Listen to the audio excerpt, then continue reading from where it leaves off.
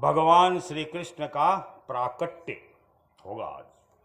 श्री सुक उवाच परीक्षित, अब समस्त शुभ गुणों से युक्त बहुत सुहावना समय आ गया। रोहिणी नक्षत्र था। आकाश के सभी नक्षत्र, ग्रह और तारे शांत सौम्य हो रहे थे। दिशाएं स्वच्छ प्रसन्न थी। निर्मल आकाश में तारे जगमगा रहे थे। पृथ्वी के बड़े बड़े नगर, छोटे छोटे गांव, अहीरों की बस्तियां और हीरे आदि की खानें मंगलमय हो रही थी। नदियों का जल निर्मल हो गया था। रात्रि के समय भी सरोवरों में कमल खिल रहे थे। वन में वृक्षों की पंक्तियां रंग बिरंगे पुष्पों के गुच्छों से लद गई थी। कहीं पक्षी चहक रहे थे तो कहीं भौरे गुनगुना रहे थे। उस समय परम पवित्र और शीतल मंद सुगंध वायु अपने स्पर्श से लोगों को सुखदान करती हुई बह रही थी। ब्राह्मणों के अग्निहोत्र की कभी न बुझने वाली अग्नियां जो कंस के अत्याचार से बुझ गई थी, वे इस समय अपने आप जल उठी, ब्राह्मणों के बिना जगाई। संत पुरुष पहले से ही चाहते थे कि असुरों की बढ़ती न हो जाए। अब उनका मन सहसा प्रसन्नता से भर गया। जिस समय भगवान के आविर्भाव का अवसर आया, स्वर्ग में देवताओं की धुंधिबिया अपने आप बज उठी। किन्नर और गंधर्व मधुर स्वर में गाने लगे तथा सिद्ध और चारण भगवान के मंगलमय गुणों की स्तुति करने लगे। विद्याधरियां अप्सराओं के साथ नाचने लगी। बड़े बड़े देवता और ऋषि मुनि आनंद से भरकर पुष्पों की वर्षा करने लगे। जल से भरे हुए बादल समुद्र के पास जाकर धीरे धीरे गर्जना करने लगे। जन्म मृत्यु के चक्र से छुड़ाने वाले जनार्दन के अवतार का समय था निशीथ, मध्यरात्रि। चारों ओर अंधकार का साम्राज्य था। उसी समय सबके हृदय में विराजमान भगवान विष्णु देवरूपिणी देवकी के गर्भ से प्रकट हुए। जैसे पूर्व दिशा में 16 कलाओं से पूर्ण चंद्रमा का उदय हो गया। इसी का श्लोक सुनिए। निशीथे तम उद्भूते जायमाने जनार्दने देवक्याम देवरूपिण्याम विष्णु सर्वगुहाशय आविरासीत यथा प्राच्याम दिशिंदूरिव पुष्कल है। वसुदेव जी ने देखा कि उनके सामने एक अद्भुत बालक है। उसके नेत्र कमल के समान कोमल और विशाल है। 4 सुंदर हाथों में शंख, गदा, चक्र और कमल लिए हुए हैं। वक्षस्थल पर श्रीवत्स का चिन्ह, अत्यंत सुंदर सुवर्णमयी रेखा है। गले में कौस्तुभ मणि झिलमिला रही है। वर्षाकालीन मेघ के समान परम सुंदर श्यामल शरीर पर मनोहर पीताम्बर पहर रहा है। बहुमूल्य वेदूर्य मणि के किरीट और कुंडल की कांति से सुंदर सुंदर घुघराले बाल सूर्य की किरणों के समान चमक रहे हैं। कमर में चमचमाती गर्दने की लड़ियां लटक रही है। बाहों में बाजूबंद, कलाइयों में कंकण शोभायमान हो रहे हैं। इन सब आभूषणों से शोभित बालक की अंग अंग अनोखी छटा छिटक रही है। बालक के अंग अंग से जब वसुदेव जी ने देखा कि मेरे पुत्र के रूप में तो स्वयं भगवान ही आ गए हैं, तब पहले तो उन्हें असीम आश्चर्य हुआ। फिर आनंद से उनकी आंखें खिल उठी। उनका रोम रोम परमानंद में मग्न हो गया। श्री कृष्ण का जन्मोत्सव मनाने की उतावली में उन्होंने उसी समय ब्राह्मणों के लिए 10,000 गायों का संकल्प कर दिया। परीक्षित, भगवान श्री कृष्ण अपनी अंग कांति से सूतिका गृह को जगमग कर रहे थे। जब वसुदेव जी को यह निश्चय हो गया कि ये तो परम पुरुष परमात्मा ही है, तब भगवान का प्रभाव जान लेने से उनका सारा भय जाता रहा। अपनी बुद्धि स्थिर करके उन्होंने भगवान के चरणों में अपना सिर झुकाया और फिर हाथ जोड़कर उनकी स्तुति करने लगे। वसुदेव जी ने कहा, मैं समझ गया कि आप प्रकृति से अतीत साक्षात पुरुषोत्तम है। आपका स्वरूप है केवल अनुभव और केवल आनंद, दो ही चीज। आप समस्त बुद्धियों के एकमात्र साक्षी है। आप ही सर्ग के आदि में अपने प्रकृति से इस त्रिगुणमयी जगत की सृष्टि करते हैं। फिर उसमें प्रविष्ट न होने पर भी आप प्रविष्ट के समान जान पड़ते हैं। जैसे जब तक महत्तत्व आदि कारण तत्व पृथक पृथक रहते हैं, तब तक उनकी शक्ति भी पृथक पृथक होती है। जब वे इंद्रियादि 16 विकारों के साथ मिलते हैं, तभी इस ब्रह्मांड की रचना करते हैं और इसे उत्पन्न करके इसी में अनुप्रविष्ट से जान पड़ते हैं। होते नहीं है, अनुप्रविष्ट से जान पड़ते हैं। परंतु सच्ची बात तो यह है कि वे किसी भी पदार्थ में प्रवेश नहीं करते। ऐसा होने का कारण यह है कि उनसे बनी हुई जो भी वस्तु है उसमें वे पहले से ही विद्यमान रहते हैं। ठीक वैसे ही बुद्धि के द्वारा केवल गुणों के लक्षणों का ही अनुमान किया जाता है और इंद्रियों के द्वारा केवल गुणमय विषयों का ही ग्रहण होता है। यद्यपि आप उनमें रहते हैं, फिर भी उन गुणों के ग्रहण से आपका ग्रहण नहीं होता। इसका कारण यह है कि आप सब कुछ है, सबके अंतर्यामी और परमार्थ सत्य आत्मस्वरूप है। गुणों का आवरण आपको ढक नहीं सकता, इसलिए आप में न बाहर है न भीतर। फिर भी किस में प्रवेश करेंगे? इसलिए प्रवेश न करने पर भी आप प्रवेश किए हुए के समान ही दिखते हैं। जो अपने इन दृश्य गुणों को अपने से पृथक मानकर सत्य समझता वह ज्ञानी है, क्योंकि विचार करने पर ये देह गेह आदि पदार्थ वाग विलास के सिवाय और कुछ भी सिद्ध नहीं होते।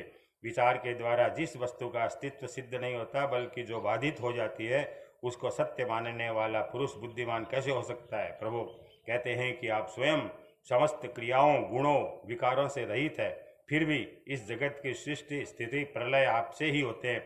ये बात परम ऐश्वर्यशाली परम ब्रह्म परमात्मा आपके लिए असंगत नहीं है, क्योंकि तीनों गुणों के आश्रय आप ही है। इसलिए उन गुणों के कार्य आदि का आप में ही आरोप किया जाता है। आप ही तीनों लोकों की रक्षा करने के लिए अपनी माया से सत्वमय शुक्ल वर्ण धारण करते हैं, उत्पत्ति के लिए रजत प्रधान रक्त वर्ण और प्रलय के समय तमोगुण प्रधान कृष्ण वर्ण स्वीकार करते हैं।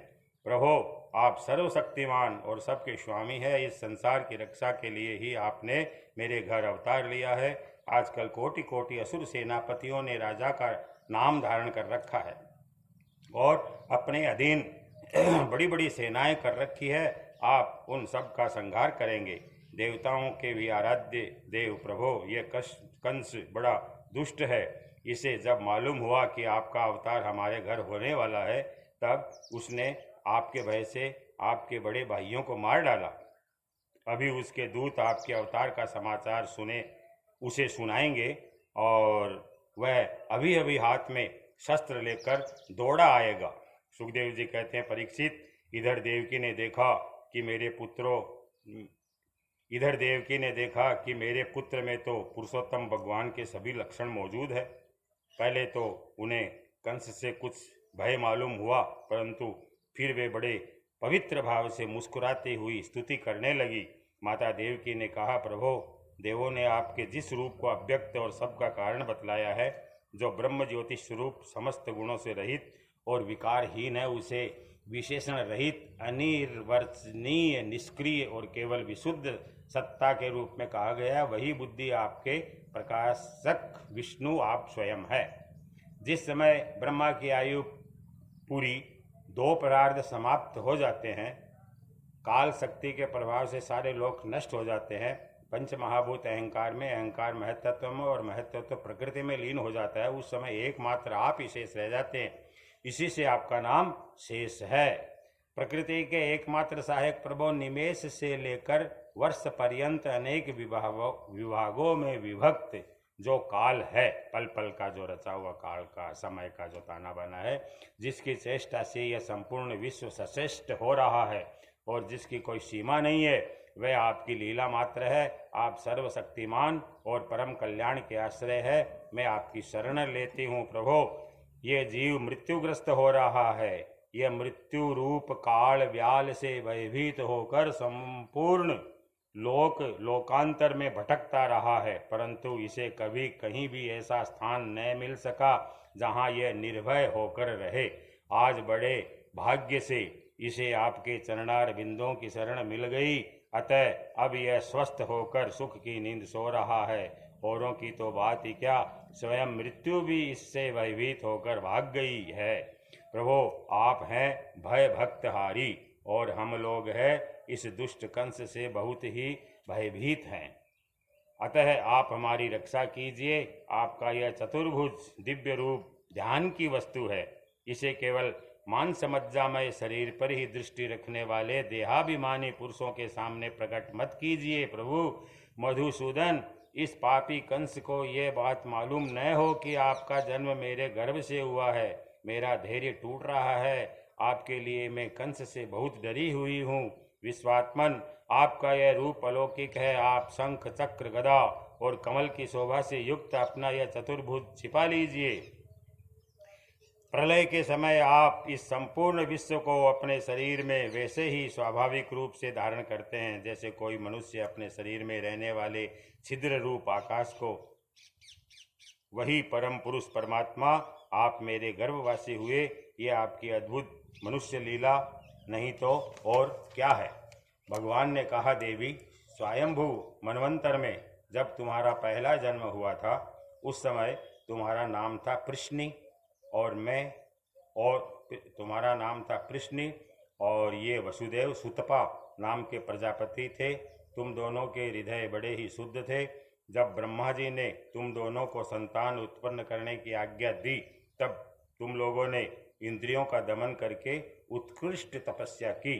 तुम दोनों ने वर्षा, वायु, घाम, शीत, उष्ण आदि काल के विभिन्न गुणों को सहन किया और प्राणायाम के द्वारा अपने मन के मल धो डाले।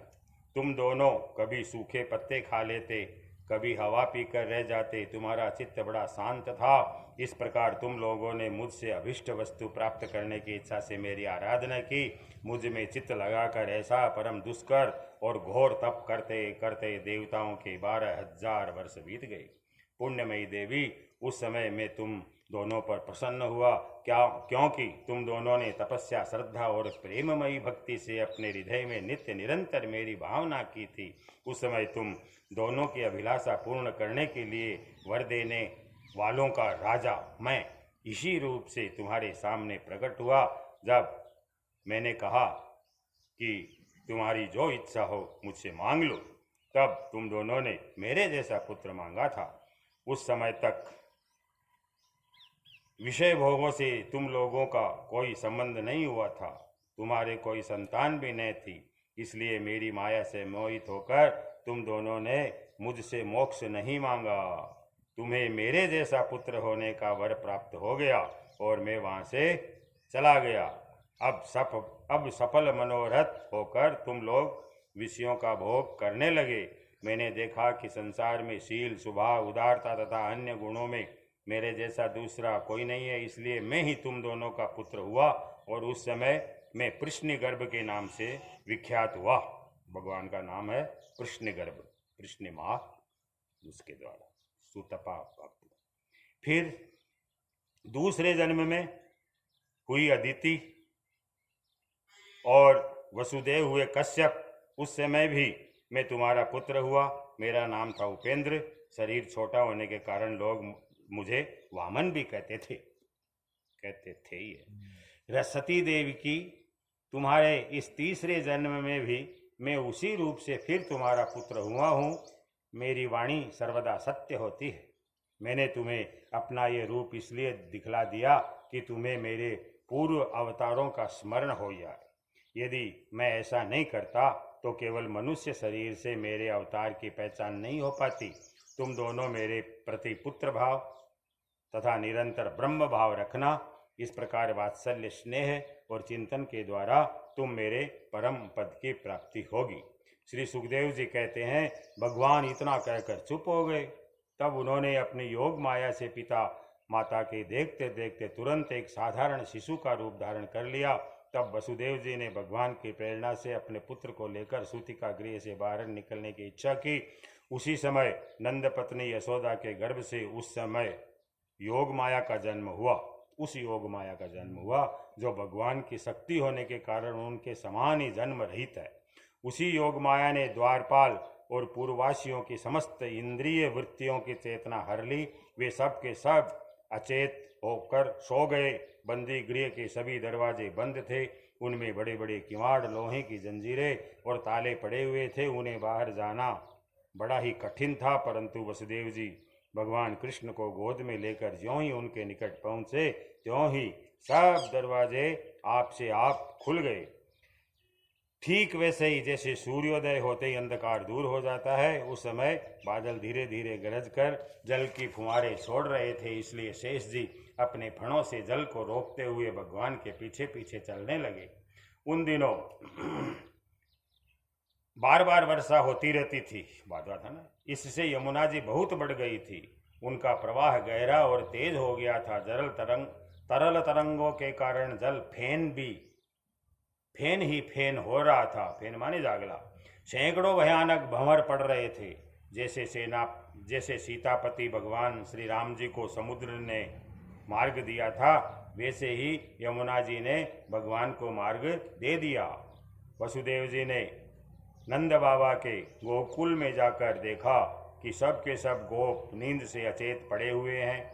उन्होंने अपने पुत्र को यशोदा जी की सैया पर सुला दिया और उनकी नवजात कन्या लेकर वे बंदी गृह में लौट आए। जेल में पहुंचकर वसुदेव जी ने उस कन्या को देवकी की सैया पर सुला दिया और अपने पैरों में बेड़ियां डाल ली और पहले की तरह वे बंदी गृह में बंद हो गए।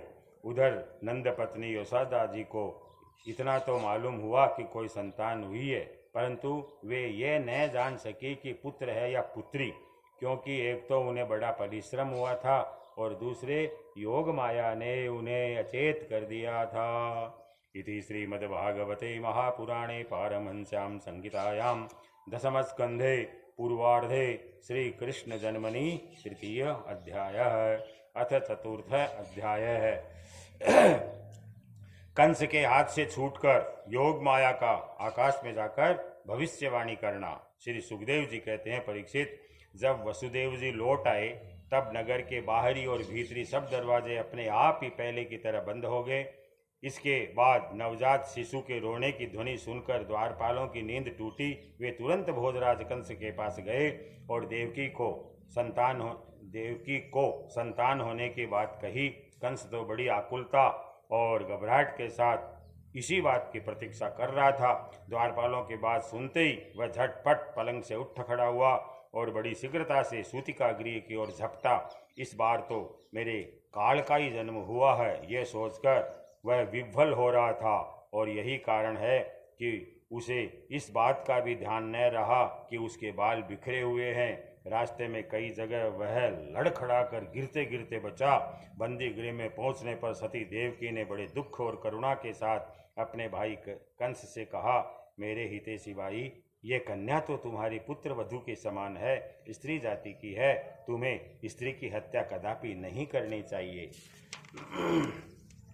भैया, तुमने देववश मेरे बहुत से अग्नि के समान तेजस्वी पुत्र बालक मार डाले। अब केवल यही एक कन्या बची है, इसे तो मुझे दे दो। अवश्य ही मैं तुम्हारी छोटी बहन हूँ। मेरे बहुत से बच्चे मर गए हैं, इसलिए मैं अत्यंत दीन हूँ। मेरे प्यारे और समर्थ भाई, तुम मुझ मंद भागिनी को यह अंतिम संतान अवश्य दे दो।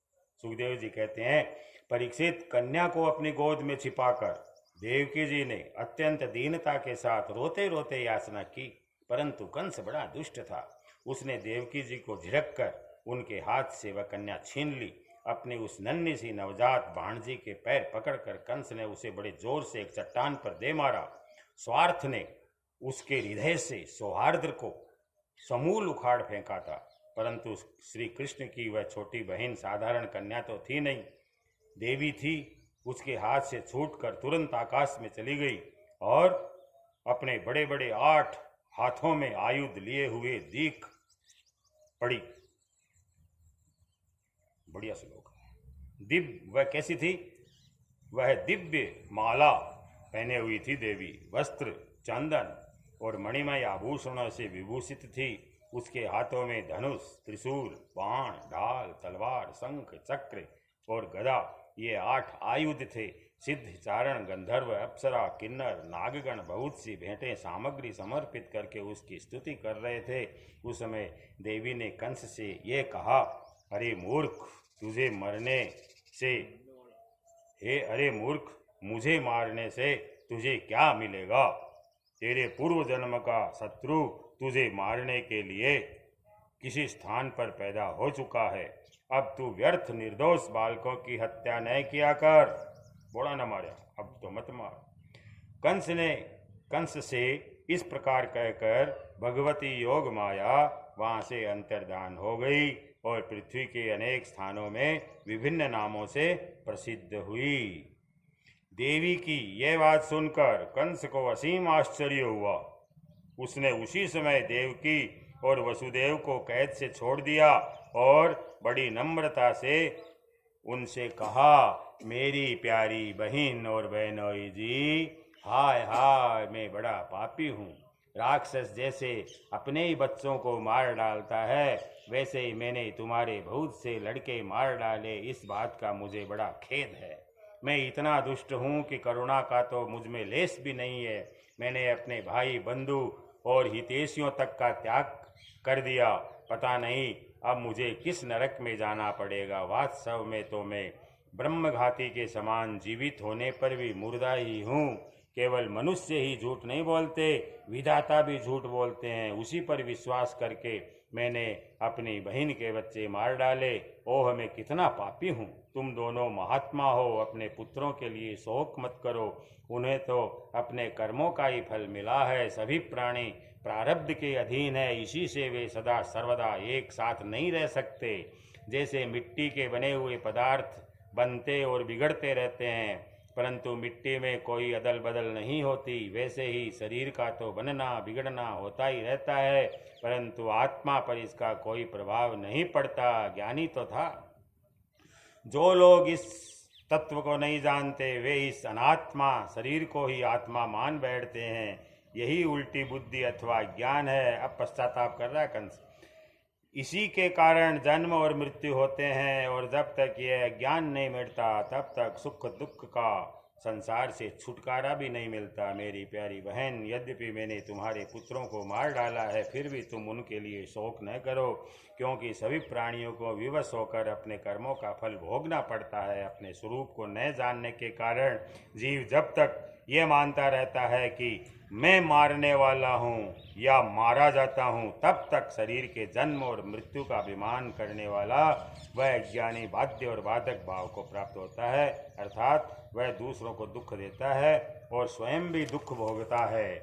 मेरी यह दुष्टता तुम दोनों क्षमा करो, क्योंकि तुम बड़े ही साधु स्वभाव और दीनों के रक्षक हो। ऐसा कहकर कंस ने अपनी बड़ी बहन, नहीं, अब बड़ी नहीं है, ऐसा कहकर कंस ने अपनी बहन देवकी और वसुदेव जी के चरण पकड़ लिए। उनकी आंखों से आंसू बह बहकर मुंह तक आ रहे थे। उसके रोना लागू कंस। उसके बाद उसने योग माया के वचनों पर विश्वास करके देवकी और वसुदेव को कैद से छोड़ दिया, और वह तरह तरह से उनके प्रति अपना प्रेम प्रकट करने लगा। जब देवकी जी ने देखा कि भाई कंस को पश्चाताप हो रहा है, तब उन्होंने उसे क्षमा कर दिया। जय श्री राम। वे उसके पहले अपराधों को भूल गई। जय श्री राम। और वसुदेव जी ने हंसकर कंस से कहा, मनस्वी कंस, आप जो कहते हैं वह ठीक वैसी ही है, वैसा ही है। जीव अज्ञान के कारण ही शरीर आदि को मैं मान बैठता है। इसी से अपने पराये का भेद हो जाता है, और ये भेद दृष्टि हो जाने पर तो वे शोक, हर्ष, भय, द्वेष, लोभ, मोह और मद से अंधे हो जाते हैं। फिर तो उन्हें इस बात का पता ही नहीं रहता है कि सबके प्रेरक भगवान ही एक भाव से दूसरे भाव का, एक वस्तु से दूसरी वस्तु का नाश करा रहे हैं। सुखदेव जी कहते हैं, परीक्षित, जब वसुदेव और देवकी ने इस प्रकार प्रसन्न होकर निष्कपट भाव से कंस के साथ बातचीत करी, तब उनसे अनुमति लेकर वह अपने महल में चला गया। वह रात्रि बीत जाने पर कंस ने अपने मंत्रियों को बुलाया और योग माया ने जो कुछ कहा था वह सब उन्हें कह सुनाया। कंस के मंत्री पूर्णतया नीति निपुण नहीं थे। दैत्य होने के कारण स्वभाव से ही वे देवताओं के प्रति शत्रुता का भाव रखते थे। अपने स्वामी कंस की बात सुनकर वे देवताओं पर और भी चिढ़ गए और कंस से कहने लगे, भोजराज, यदि ऐसी बात है तो हम आज ही बड़े बड़े नगरों में, छोटे छोटे गांवों में, हीरों की बस्तियों में और दूसरे स्थानों में जितने बच्चे हुए हैं ना, वे चाहे 10 दिन से अधिक के हों या कम के, सबको आज ही मार डालेंगे। आप चिंता मत करो।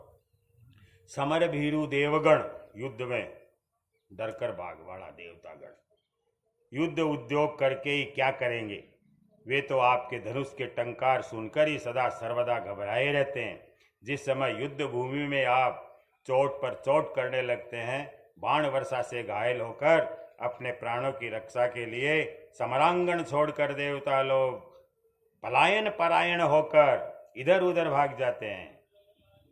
कुछ देवता तो अपने अस्त्र शस्त्र जमीन पर डाल देते हैं और हाथ जोड़कर आपके सामने अपनी दीनता प्रकट करने लगते हैं। कोई कोई अपनी चोटी के बाल और कच्छ खोलकर आपकी शरण में आकर कहते हैं कि हम भयभीत हैं, हमारी रक्षा कीजिए।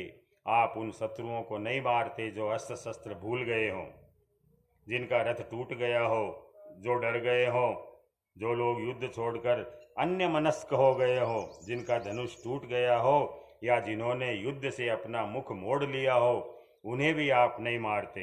देवता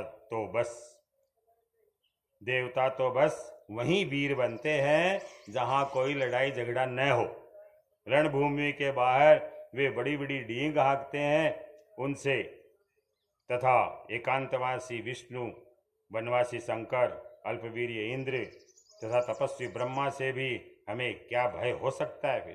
फिर भी देवताओं की उपेक्षा नहीं करनी चाहिए, ऐसी हमारी राय है। क्योंकि है तो वे शत्रु ही, इसलिए उनकी जड़ उखाड़ फेंकने के लिए आप हम जैसे विश्वास पात्र सेवकों को नियुक्त कर दीजिए।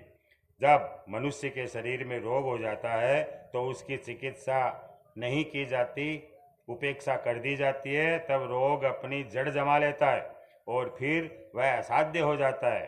अथवा जैसे इंद्रियों की उपेक्षा कर देने पर उनका दमन असंभव हो जाता है, वैसे ही यदि पहले शत्रुओं की उपेक्षा कर दी जाए और वह अपना पांव जमा ले तो फिर उसको हराना कठिन हो जाता है। देवताओं की जड़ है विष्णु और वह वहाँ रहता है जहाँ सनातन धर्म है।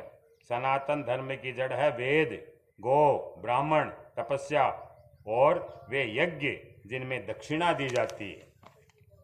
इसलिए भोजराज कंस, हम लोग वेदवादी ब्राह्मण, तपस्वी, याज्ञिक और यज्ञ के लिए घी आदि हविष्य पदार्थ देने वाली गायों का पूर्ण रूप से नाश कर देंगे। ब्राह्मण, गो, वेद, तपस्या, सत्य, इंद्रिय दमन, मनोनिग्रह, श्रद्धा, दया, तितिक्षा और यज्ञ ये विष्णु के शरीर है। 100 विरोहवन। वह विष्णु ही सारे देवताओं का स्वामी तथा असुरों का प्रधान द्वेषी है, परंतु वह किसी गुफा में छिपा रहता है। महादेव, ब्रह्मा और सारे देवताओं की जड़ वही है। उसको मार डालने का उपाय यह है कि ऋषियों को मार डाला जाए। सुखदेव जी कहते हैं, परीक्षित, एक तो कंस की बुद्धि स्वयं ही बिगड़ी हुई थी, फिर उसे मंत्री ऐसे मिले थे जो उससे भी बढ़कर दुष्ट थे। इस प्रकार उनसे सलाह करके काल के फंदे में फंसे हुए असुर कंस ने यह ठीक समझा कि ब्राह्मणों को ही मार डाला जाए। उसने हिंसा प्रेमी राक्षसों को संत पुरुषों की हिंसा करने का आदेश दे दिया। वे इच्छानुसार रूप धारण कर सकते थे। जब वे इधर उधर चले गए तब कंस ने अपने महल में प्रवेश किया। उन असुरों की प्रकृति थी रजोगुणी।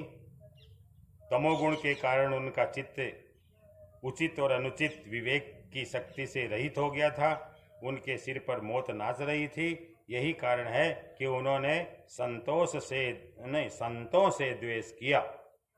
परीक्षित, जो लोग महान संत पुरुषों का अनादर करते हैं उनका वह कुकर्म उनकी आयु, लक्ष्मी, कीर्ति, धर्म, लोक, परलोक, विषय भोग और सब के सब कल्याण के साधनों को नष्ट कर देता है। वो अपमान, संत पुरुषों का अपमान।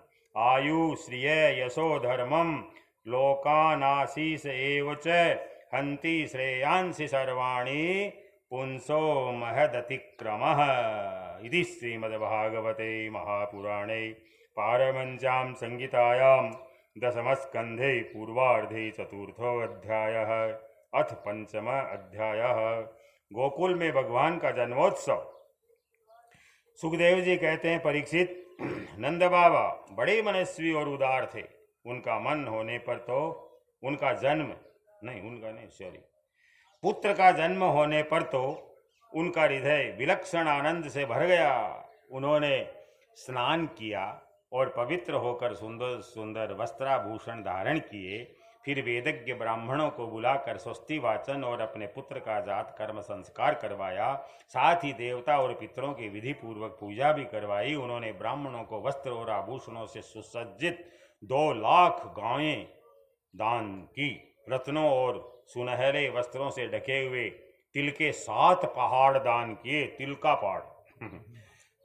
संस्कारों में ही गर्भ शुद्धि होती है, यह प्रदर्शित करने के लिए अनेक दृष्टांतों का उल्लेख करते हैं कि समय से नूतन जल, अशुद्ध भूमि आदि, स्नान से शरीर आदि, प्रक्षालन से वस्त्र आदि, संस्कारों से गर्भ आदि, तपस्या से इंद्रिय आदि, यज्ञ से ब्राह्मण आदि, दान से धन धान्य आदि और संतोष से मन आदि द्रव्य शुद्ध हो जाते हैं। परंतु आत्मा की शुद्धि तो आत्मज्ञान से ही होती है। आत्मज्ञान का मतलब हमेशा इस परमात्मा को, परम शक्ति का चिंतन ही आत्मज्ञान है। आत्मा तो ठीक है, अलग विषय है। उस समय ब्राह्मण, सूत, मागध और बंदीजन मंगलमय आशीर्वाद देने के लिए तथा देने लगे और स्तुति करने लगे। गायक गाने लगे, भेरी और दुंदुबिया बार बार बजने लगी। वज्रमंडल के सभी घरों की द्वार, आंगन, भीतरी बाहर बुहार दिए गए। उनमें सुगंधित जल का छिड़काव किया गया। उन्हें चित्र विचित्र ध्वजा, पताका, पुष्पों की मालाओं, रंग बिरंगे वस्त्र और पल्लवों के बंधनवारों से सजाया गया। गाय, बैल और बछड़ों के अंगों में हल्दी तेल का लेप किया गया और उन्हें गेरू आदि रंगीन धातुएं, मोरपंख और फूलों के हार, तरह तरह के सुंदर वस्त्र और सोने की जंजीरों से सजा दिया गया। परीक्षित, सभी ग्वाल बहुमूल्य वस्त्र, गहने, अंगरखे और पगड़ियों से सुसज्जित होकर और अपने हाथों में भेंट की बहुत सी सामग्रियां लेकर नंद बाबा के घर आए। यशोदा जी को पुत्र हुआ है, ये सुनकर गोपियों को भी बड़ा आनंद हुआ। उन्होंने सुंदर सुंदर वस्त्र, आभूषण और रंजन आदि से अपना श्रृंगार किया। पहले तो गोपियों के मुखमंडल बड़े ही सुंदर जान पड़ते थे। उन पर लगी हुई कुमकुम ऐसी लगती मानो कमल की केसर हो। उनके नितंब बड़े बड़े थे। वे भेंट की सामग्री ले लेकर जल्दी जल्दी यशोदा जी के पास चली। उस समय उनके पयोधर हिल रहे थे। गायों के कानों में, गोपियों के कानों में चमकती हुई मणियों के कुंडल झिलमिला रहे थे। बहुत सुंदर वर्णन करियो गोपियों को सुखदेव जी महाराज। गोपियों के कानों में चमकती हुई मणियों के कुंडल झिलमिला रहे थे। गले में सोने के हार, हेक्कल या हुमेल जगमगा रहे थे। जिन मेल का है ना आजकल, हुमेल है भी को सही ना। वे बड़े सुंदर सुंदर रंग बिरंगे वस्त्र पहने हुए थी। मार्ग में उनकी चोटियों में गुथे हुए फूल बरसते जा रहे थे। हाथों में जड़ाऊ कंगन अलग ही चमक रहे थे। उनके कानों के कुंडल, पयोधर और हार हिलते जाते थे। इस प्रकार नंद बाबा के घर जाते समय उनकी शोभा बड़ी अनूठी जान पड़ती थी। अब जो संस्कृत में सुना इन्हें बात ने, गोप्य सुमृष्ट मणिकुंडल निष्क कंठ्य, गोप्य सुमृष्ट मणिकुंडल निष्क कंठ्य, चित्रांबरा पथिशिखाच्युतमाल्य वर्षा, नंदालयम सबलया ब्रजते विरेजु, व्यालोल कुंडल पयोधर हार शोभा। नंद बाबा के घर जाकर वे नवजात शिशु को आशीर्वाद देती, यह चिरंजीवी हो, भगवान इनकी रक्षा करो, और लोगों पर हल्दी तेल से मिला हुआ पानी छिड़क देती तथा ऊंचे स्वर से मंगल गान करती थी। भगवान श्री कृष्ण समस्त जगत के एकमात्र स्वामी है। उनके ऐश्वर्य, माधुर्य, वात्सल्य सभी अनंत है। वे जब नंद बाबा के ब्रज में प्रकट हुए उस समय उनके जन्म का महान उत्सव मनाया गया। उसमें बड़े बड़े विचित्र और मंगलमय गाजे बाजे बजाए जाने लगे। आनंद से मतवाले होकर गोपगण एक दूसरों पर दही, दूध, घी और पानी उड़ेलने लगे। एक दूसरे के मुंह पर मक्खन मलने लगे और मक्खन फेंक फेंक कर आनंद उत्सव मनाने लगे। नंद बाबा स्वभाव से ही परम उदार और मनस्वी थे। उन्होंने गोपों को बहुत से वस्त्र, आभूषण और गौएं दी। सूत, मागध, बंदीजनों, नृत्य, वाद्य आदि विद्याओं से अपना जीवन निर्वाह करने वालों तथा दूसरे गुणीजनों को भी नंद बाबा ने प्रसन्नतापूर्वक उनकी मुंह मांगी वस्तुएं देकर उनका यथोचित सत्कार किया। यह सब करने में उनका उद्देश्य यही था कि इन कर्मों से भगवान विष्णु प्रसन्न हो। देने से भगवान विष्णु प्रसन्न होते हैं। धातव्यम इति यद्दानम, इन कर्मों से भगवान विष्णु प्रसन्न हो और मेरे इस नवजात शिशु का मंगल हो। नंद बाबा के अभिनंदन करने पर परम सौभाग्यवती रोहिणी जी दिव्य वस्त्र, माला और गले के भांति भांति के गहनों से सुसज्जित होकर गृह स्वामिनी की भांति आने जाने वाले स्त्रियों का सत्कार करते हुए विचर रही थी। परीक्षित, उसी दिन से नंद बाबा के ब्रज में सब प्रकार की रिद्धि सिद्धियां अटखेलियां करने लगी। भगवान श्री कृष्ण के निवास तथा अपने स्वाभाविक गुणों के कारण वह लक्ष्मी जी का क्रीड़ा स्थल बन गया ब्रज। परीक्षित, कुछ दिनों बाद नंद बाबा ने गोकुल की रक्षा का भार तो दूसरे गोपों को सौंप दिया और वे स्वयं कंस का वार्षिक कर टैक्स चुकाने के लिए मथुरा चले गए। जब वसुदेव जी को यह मालूम हुआ कि हमारे भाई नंद जी मथुरा में आए हैं और राजा कंस को उसका कर भी दे चुके हैं, तब वे जहां नंद बाबा ठहरे हुए थे वहां गए। वसुदेव जी को देखते ही नंद जी सहसा उठ खड़े हो गए, मानो मृतक शरीर में प्राण आ गया हो। उन्होंने बड़े प्रेम से अपने प्रियतम वसुदेव जी को दोनों हाथों से पकड़कर हृदय से लगा लिया। नंद बाबा उस समय प्रेम से बिब्बल हो रहे थे। परीक्षित, नंद बाबा ने वसुदेव जी का बड़ा स्वागत सत्कार किया। वे आदर पूर्वक आराम से बैठ गए। उस समय उनका चित्त अपने पुत्रों में लग रहा था। वे नंद बाबा से कुशल मंगल पूछकर कहने लगे। वसुदेव जी ने कहा, भाई तुम्हारी अवस्था ढल चली है। अब तक तुम्हें कोई संतान नहीं हुई थी, यहाँ तक कि अब तुम्हें संतान की कोई आशा भी न थी। ये बड़े सौभाग्य की बात है, अब तुम्हें संतान प्राप्त हो गई। ये भी बड़े आनंद का विषय है कि आज हम लोगों का मिलना हो गया। अपने प्रेमियों का मिलना भी बड़ा दुर्लभ है। इस संसार का चक्र ही ऐसा है। इसे तो एक प्रकार का पुनर्जन्म ही समझना चाहिए। प्रेमी मिल जाए ना, जना पुनर्जन्म ही मान गए। वसुदेव नंद बाबा कहे, जैसे नदी के प्रबल प्रवाह में बहते हुए बेड़े और तिनके सदा एक साथ नहीं रह सकते, वैसे ही सगे संबंधी और प्रेमियों का भी एक स्थान पर रहना संभव नहीं है। यद्यपि वह सबको प्रिय लगता है, क्योंकि सबके प्रारब्ध कर्म अलग अलग हैं। आजकल तुम जिस महावन में अपने भाई बंधु और स्वजनों के साथ रहते हो, उसमें जड़ घास लता पत्रादि तो भरे पूरे हैं न। वह वन पशुओं के लिए अनुकूल और सब प्रकार के रोगों से तो बचा हुआ है न।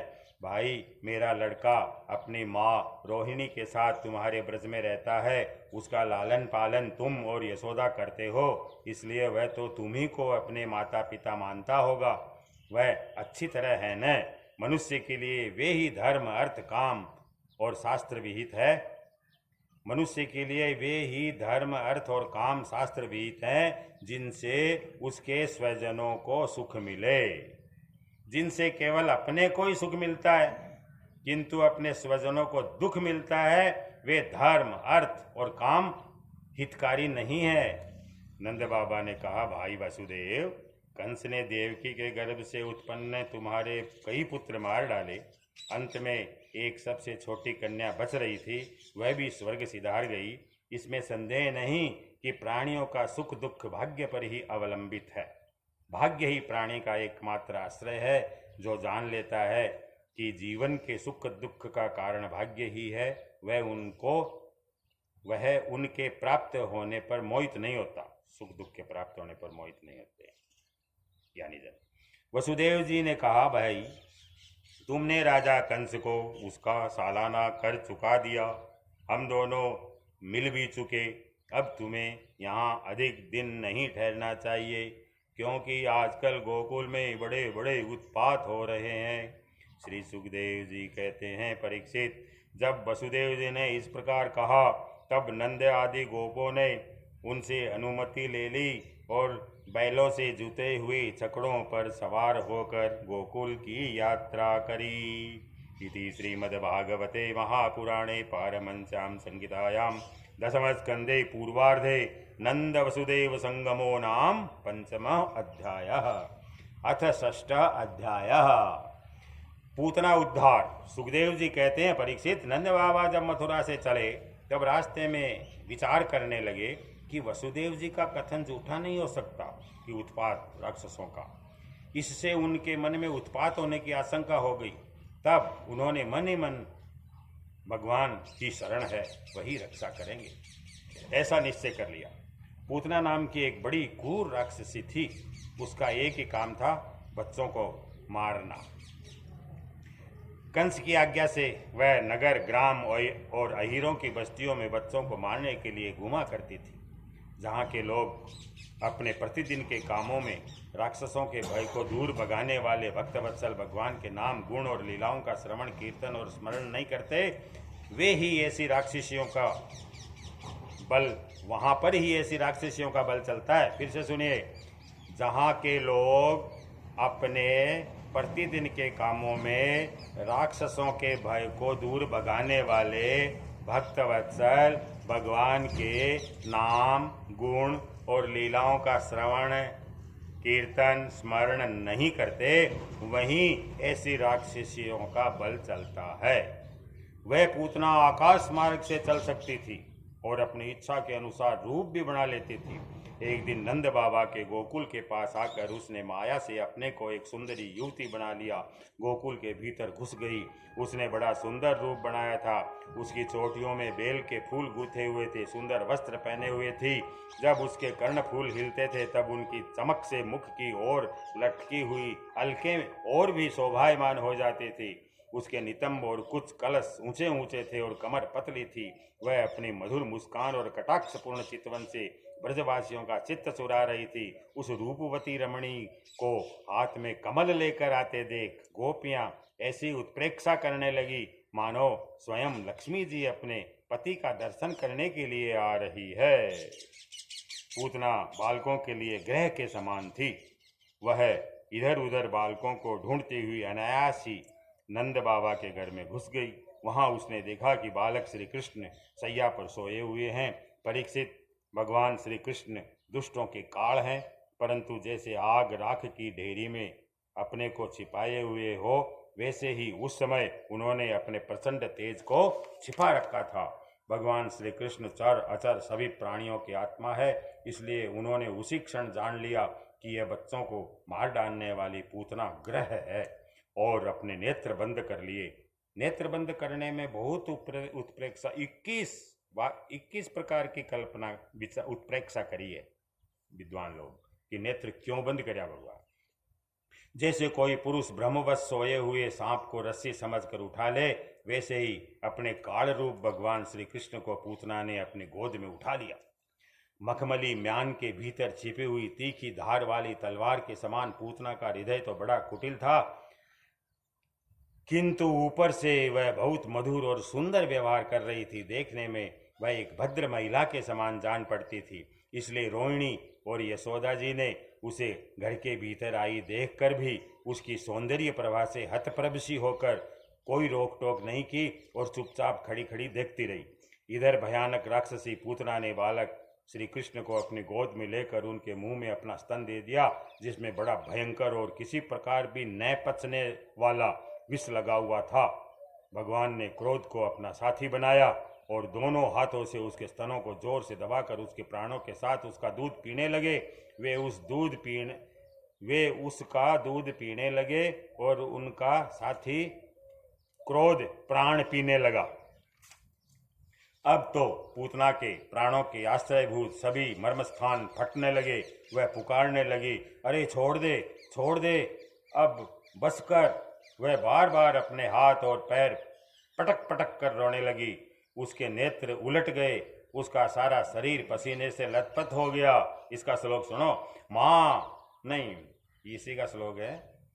सामुंच मुंच सामुंच मुंच अलमिति प्रभासिणी, सामुंच मुंचालमिति प्रभासिणी, निष्पीड्यमानाखिल जीव वर्मणि, विवृत्य नेत्रे शरणौ भुजौ मुहुः, प्रस्विन्न गात्राक्षिपतिरुरोध है। रोने लगी पटक पटक कर अपने हाथ पैर। उसका चिल्लाहट का वेग बड़ा भयंकर था। उसके प्रभाव से पहाड़ों के साथ पृथ्वी और ग्रहों के साथ अंतरिक्ष डगमगा उठा। सातों पाताल दिशाएं गूंज उठी। बहुत से लोग वज्रपात की आशंका से पृथ्वी पर गिर पड़े। परीक्षित, इस प्रकार निशाचरी पूतना के स्तनों में इतनी पीड़ा हुई कि वह अपने को छिपा न सकी। राक्षसी रूप में प्रकट हो गई। उसके शरीर से प्राण निकल गए, मुंह फट गया, बाल बिखर गए और हाथ पांव फैल गए। जैसे इंद्र के वज्र से घायल होकर वित्रासुर गिर पड़ा था, वैसे ही वह बाहर गोष्ठ में आकर गिर पड़ी। राजेंद्र, परीक्षित, पूतना के शरीर ने गिरते गिरते भी 6 कोस के भीतर के वृक्षों को कुचल डाला। वह बड़ी ही अद्भुत घटना हुई। पूतना का शरीर बड़ा भयानक था। उसका मुंह हड़के समान तीखी और भयंकर दाढ़ों से युक्त था। उसके नथुने पहाड़ों की गुफा के समान गहरे थे और स्तन पहाड़ से गिरी हुई चट्टानों की तरह बड़े बड़े थे। लाल लाल बाढ़ चारों ओर बिखरे हुए थे। आंखें अंधे कुएं के समान गहरी, नितंब नदी के करार की तरह भयंकर। भुजाएं, जांघें और पैर नदी के पुल के समान और पेट सूखे हुए सरोवर के भांति जान पड़ता था। पूतना के उस शरीर को देखकर सबके सब ग्वाल और गोपी डर गए। उसकी भयंकर चिल्लाहट सुनकर उनके हृदय, कान और सिर तो पहले ही फट से रहे थे। श्री कृष्ण गोविंद हरे मुरारी, हे नाथ नारायण वासुदेव। श्री कृष्ण गोविंद हरे मुरारी, हे नाथ नारायण वासुदेव। श्री कृष्ण गोविंद हरे मुरारी, हे नाथ नारायण वासुदेव। श्री कृष्ण कृष्ण कृष्ण कृष्ण कृष्ण कृष्ण। भाग्यशाली है अपने को भगवान का संकीर्तन करने का मौका दिया इसने। पूतना नहीं कह सकते उसको। पूतना के उस शरीर को देखकर सब के सब ग्वाल और गोपी डर गए। उनकी चिल्लाहट भयंकर थी। उसको सुनकर उनके हृदय, कान और सिर तो पहले ही फट से रहे थे। जी हाँ, डीजे से हो ना। जब गोपियों ने देखा कि बालक श्री कृष्ण उसकी छाती पर निर्भय होकर खेल रहे हैं, तब वे बड़ी घबराहट और उतावली के साथ झटपट वहां पहुंच गई तथा श्री कृष्ण को उठा लिया। इसके बाद यशोदा और रोहिणी के साथ गोपियों ने गाय की पूंछ घुमाने आदि उपायों से बालक श्री कृष्ण के अंगों की सब प्रकार से रक्षा की। उन्होंने पहले बालक श्री कृष्ण को गोमूत्र से स्नान कराया, फिर सब अंगों में गोरज लगाई और फिर 12 अंगों में गोबर लगाकर भगवान के केशव आदि नामों से रक्षा की।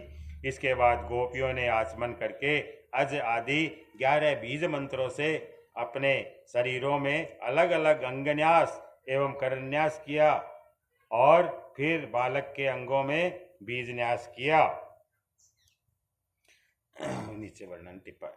वे कहने लगी, अब देखो वो बीजन्यास कर रही है, देखो वे कहने, कोई भी बालक का यहाँ हो ना कोई आशंका आवा कीर की है तो ये ऐसा करना चाहिए।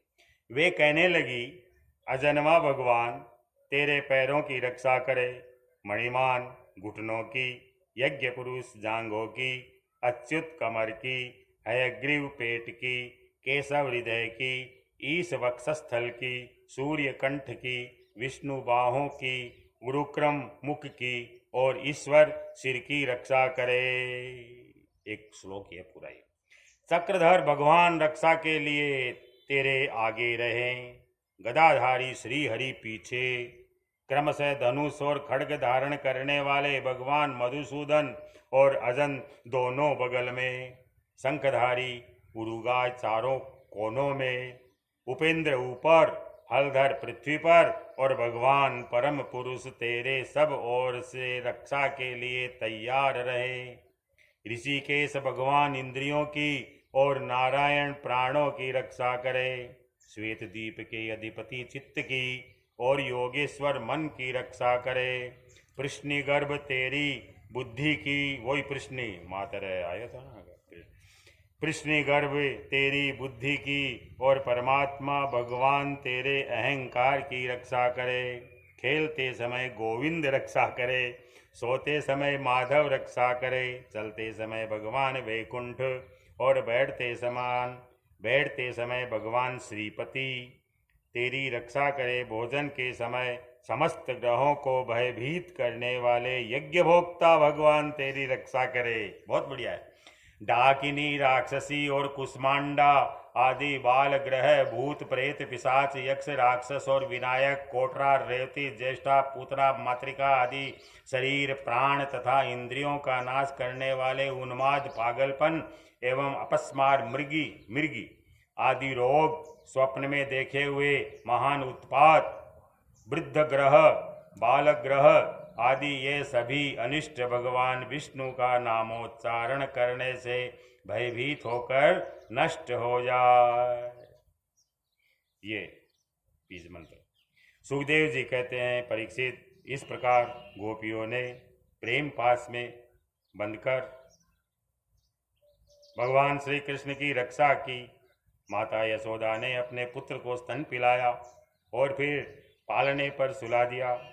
इसी समय नंद बाबा और उनके साथी गोप मथुरा से गोकुल में पहुंचे। तब उन्होंने पूतना का भयंकर शरीर देखा, तब वे आश्चर्यचकित हो गए। वसुदेव जी कई भाई बात होगी, आया जना।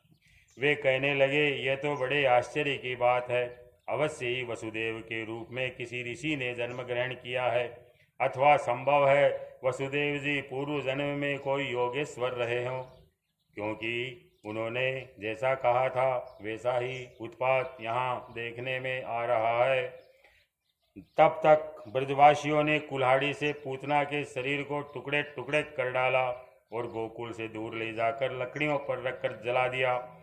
जब उसका शरीर जलने लगा तब उसमें से ऐसा धुआं निकला जिसमें से अगर किसी सुगंध आ रही थी, क्योंकि भगवान का स्पर्श हो गया था उससे। क्यों न हो, भगवान ने जो उसका दूध पी लिया था, जिससे उसके सारे पाप तत्काल ही नष्ट हो गए। पूतना एक राक्षसी थी, लोगों के बच्चों को मार डालना, उसका खून पी जाना, यही उसका काम था। भगवान को भी उसने मार डालने की इच्छा से ही स्तन पिलाया था, फिर भी उसे वह परम गति मिली जो संतों को मिलती है। ऐसी स्थिति में जो परम ब्रह्म परमात्मा भगवान श्री कृष्ण को श्रद्धा और भक्ति से माता के समान अनुराग पूर्वक अपनी प्रिय से प्रिय वस्तु और उनको प्रिय लगने वाले वस्तु समर्पित करते हैं, उनके संबंध में तो कहना ही क्या है। श्री कृष्णार्पणमस्तु। भगवान के चरण कमल सबके वंदनीय है, ब्रह्मा शंकर आदि देवताओं के द्वारा भी वंदित है। वे भक्तों के हृदय की पूंजी है। उन्हीं चरणों से भगवान ने पूतना का शरीर दबाकर उसका स्तन पान किया था। माना कि वह राक्षसी थी, परंतु उसे उत्तम से उत्तम गति जो माता को मिलनी चाहिए प्राप्त हुई। फिर भी जिनके स्तन का दूध भगवान ने बड़े प्रेम से पिया, उन गौवों और प्रेम से तो घड़ो क्रोध कर पियो, क्रोध तो प्राण ने पिया बच्चा, ठीक। उन गौवों और माताओं की तो बात ही क्या है। परीक्षित, देवकी नंदन भगवान केवल्य आदि सब प्रकार की मुक्ति और सब कुछ देने वाले थे, देने वाले हैं। परीक्षित, देवकी नंदन भगवान केवल्य आदि, केवल्य का अर्थ क्या होता है? मुक्ति, और सब प्रकार की मुक्ति और सब कुछ देने वाले थे, केवल्य मोक्ष। उन्होंने ब्रज की गोपियों और गौओं का वह दूध जो भगवान के प्रति पुत्र भाव होने से वात्सल्य स्नेह की अधिकता के कारण स्वयं ही जरता रहता था, भरपेट पान किया। कौन पियो? भगवान। राजन, वे गौएं और गोपियां जो नित्य निरंतर भगवान श्री कृष्ण को अपने पुत्र के ही रूप में देखती थी, फिर जन्म मृत्यु रूप संसार के चक्र में कभी नहीं पड़ सकती, क्योंकि यह संसार तो अज्ञान का ही कारण है। नंद बाबा के साथ आने वाले ब्रजवासियों की नाक में जब चिता के धुएं की सुगंध पहुंची, तब ये क्या है, कहाँ से ऐसी सुगंध आ रही है, इस प्रकार कहते हुए वे ब्रज में पहुंचे। नंद बाबा वहाँ गोपों ने उन्हें पूतना के आने से लेकर मरने तक का सारा वृत्तांत कह सुनाया। वे लोग पूतना की मृत्यु और श्री कृष्ण के कुशल पूर्वक बच जाने की बात सुनकर बड़े ही आश्चर्यचकित हुए। परीक्षित, उदार शिरोमणि नंद बाबा ने मृत्यु के मुख से बचे हुए अपने लाला को गोद में उठा लिया और बार बार उसका सिर सूंघ सूंघ कर मन ही मन बहुत आनंदित हुए। यह पूतना मोक्ष भगवान श्री कृष्ण की अद्भुत बाल लीला है। जो मनुष्य श्रद्धा पूर्वक इसका श्रवण करता है उसे भगवान श्री कृष्ण के प्रति प्रेम प्राप्त होता है। इति श्रीमद्भागवते महापुराणे पारमहंस्यां संहितायां दशमस्कन्धे पूर्वार्धे षष्ठोऽध्यायः। श्रीकृष्ण गोविंद हरे मुरारी, हे नाथ नारायण वासुदेव। श्री कृष्ण